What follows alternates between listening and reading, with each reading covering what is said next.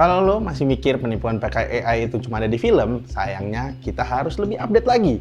Karena di tahun 2026, AI bukan cuma bisa bikin gambar estetik atau bantu nulis caption aja. Tapi dia juga sudah jadi alat kejahatan yang jujur, kadang lebih meyakinkan daripada manusia. Bahkan, menurut data dari Otoritas Jasa Keuangan atau OJK, kerugian akibat penipuan digital di Indonesia tembus sekitar 7,8 triliun dalam periode November 2024 sampai November 2025. Dan yang bikin makin menarik atau makin serem, lebih dari 70.000 laporan masuk dengan modus yang semakin canggih, bukan lagi sekedar SMS undian atau link phishing yang tipenya berantakan. Sekarang penipuannya lewat suara, dan suaranya itu bisa kayak suara emak lo. Over and you start getting to these what I call local maxima. It took around 72 hours to create this example from scratch. Selain itu, dia juga makin lebih canggih lagi nih. Mukanya bisa kayak muka bos lo. Dan chat yang bisa lebih meyakinkan daripada pacar lo pas bilang, aku cuma temen kok.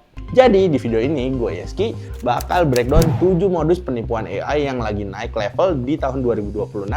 Plus yang lebih penting, gimana cara lo ngeceknya. Ini bukan buat nakut-nakutin ya, tapi biar lo ngejadi headline berikutnya di berita nasional.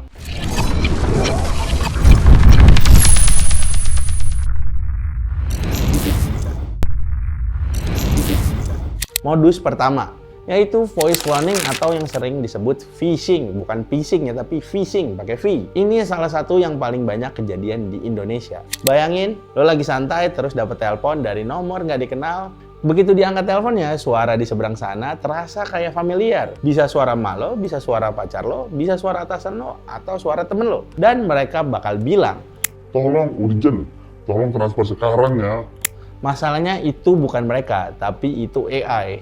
Dengan teknologi sekarang, AI cuma butuh sekitar 3 detik audio dari video Instagram atau TikTok buat bikin tiruan suara dengan akurasi yang tinggi. Selain itu, menurut data Otoritas Jasa Keuangan, ini jadi salah satu modus yang paling sering dipakai. Cara ngeceknya gimana? Ngeceknya cukup sederhana, tapi sering diabaikan. Jangan langsung panik, jangan langsung telepon. Yaitu tutup teleponnya, terus langsung balik ke nomor asli yang lo simpan. Kalau jawabannya beda, ya lo tahu itu siapa yang nelpon pakai nomor tidak dikenal. Karena di era ini, percaya suara aja udah nggak cukup. Modus yang kedua, yaitu deepfake video call. Kalau tadi cuma suara, sekarang lebih naik level, yaitu wajah plus suara secara sekaligus. Ada kasus global di tahun 2026, di mana sebuah perusahaan kehilangan sekitar 25 juta dolar dalam waktu 90 menit. Orang yang mereka kira CFO perusahaannya ternyata itu adalah AI. Di Indonesia sendiri, teknik ini juga mulai dipakai untuk manipulasi EKC di bank digital.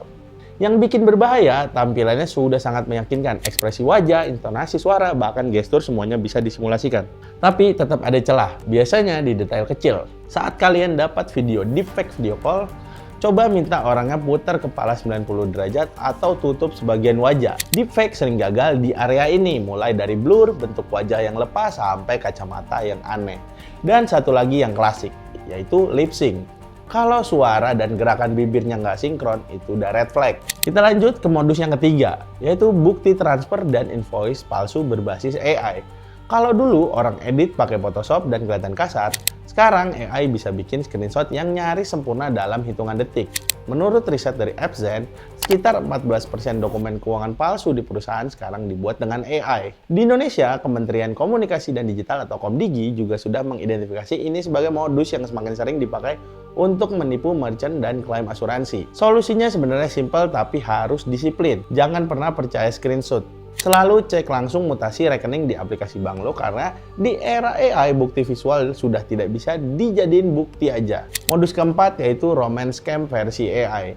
Ini bukan hal baru, yang baru adalah scale-nya. Sekarang penipu bisa pakai avatar deepfake plus AI chatbot untuk ngobrol 24 jam nonstop dengan respon yang terasa personal, hangat, dan sangat manusiawi.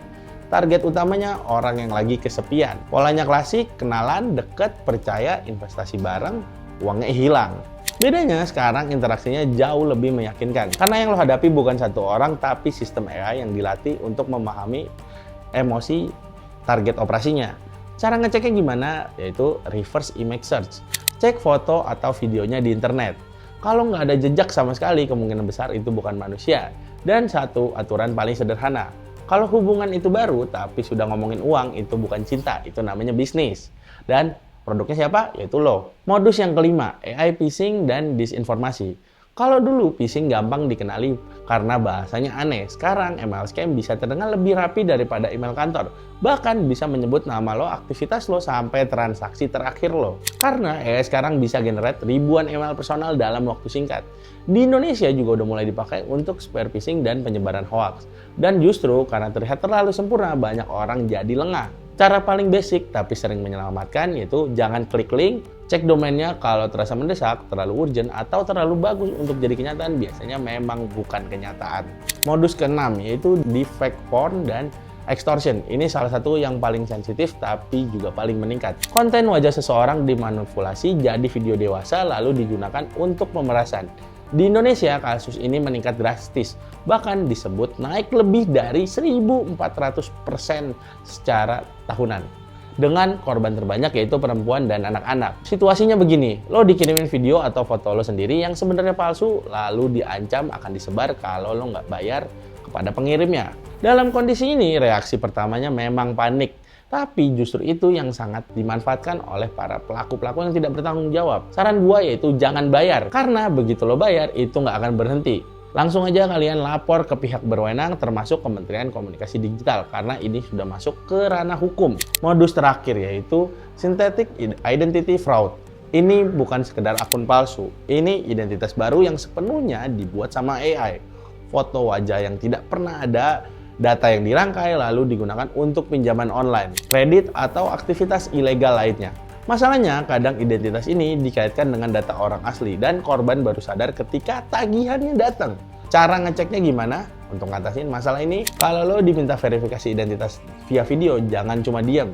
Minta challenge fisik, angkat tangan, sebut kata tertentu, karena AI masih punya keterbatasan dalam interaksi real time yang tidak terduga. Nah, dari semua ini ada satu benang merah, yaitu kita sudah masuk era di mana melihat dan mendengar tidak lagi cukup untuk percaya.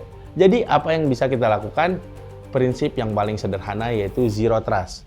Selalu verifikasi ulang, selalu curiga. Dan ya, mungkin terdengar berlebihan, tapi di 2026 lebih baik paranoid 1 menit daripada menyesal 1 tahun. Beberapa langkah praktis, lalu lakukan callback ke nomor resmi, aktifin two-step verification dan notifikasi transaksi secara real time, gunakan juga tools deteksi seperti Microsoft Video Authenticator atau Intel Fake Catcher, dan yang paling underrated, kurangi oversharing di media sosial, terutama yang berisi konten suara dan video.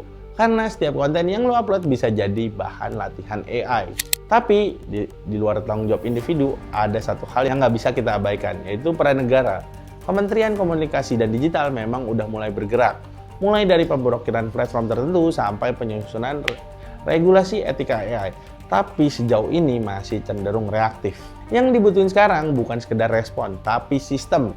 Platform digital seharusnya diwajibkan menggunakan watermark standar seperti C2PA. Compliance harus ditingkatkan karena saat ini banyak platform global yang belum sepenuhnya patuh. Selain itu, literasi digital juga harus jadi program massal, bukan sekedar kampanye sesaat. Dan yang paling penting, perlu ada regulasi khusus untuk deepfake fraud dengan sanksi yang jelas dan tegas. Karena kalau tidak, 2027 bukan akan lebih aman, tapi justru lebih chaos.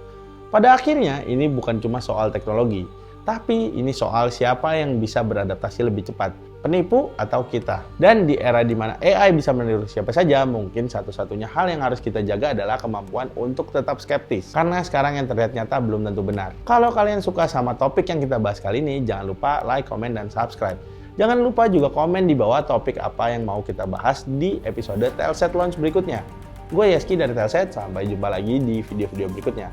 Bye!